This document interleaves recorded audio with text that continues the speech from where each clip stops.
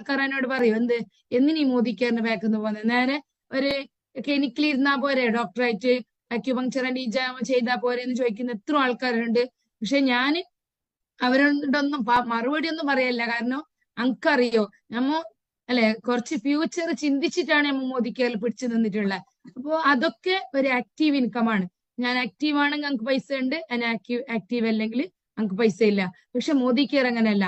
Modi care എന്ന് പറയുന്നത് ചെയ്യുന്ന അല്ലെ, ഇപ്പൊ ക്ലിനിക്കിലാണെങ്കിൽ നല്ലൊരു ആത്മാർത്ഥമായിട്ട് രാവിലെ പോവും, അതുപോലെ വൈകുന്നേരം വരും. അങ്ങനെ മോദി കെയർ ചെയ്യുകയാണെങ്കിൽ കുറെ വർഷം വേണ്ട, ഒരു വർഷം ആത്മാർത്ഥമായിട്ട് എന്തായാലും ഞാൻ കിട്ടിയ സമയം തോന്നും പോലെയല്ല, ഒരു മോദി കെയർ വേണ്ടിയിട്ട് കുറച്ച് സമയം മാറ്റി വെക്കും, എല്ലാവർക്കും വിളിക്കാൻ വേണ്ടിയിട്ട് അതുപോലെ ആൾക്കാരെ കാണാൻ വേണ്ടിയിട്ടൊക്കെ മാറ്റി വെക്കും എന്ന് വിചാരിച്ച് നിങ്ങൾ നിൽക്കുകയാണെങ്കിൽ നിങ്ങൾക്ക് മോദി കെയറിലൂടെ നല്ലൊരു പാസീവ് ഇൻകം വാങ്ങണം എന്നുള്ള ആഗ്രഹത്തോടെ തന്നെയാണ് ഞാൻ ഇരുന്നിട്ടുള്ളത്. കാരണം കുറെ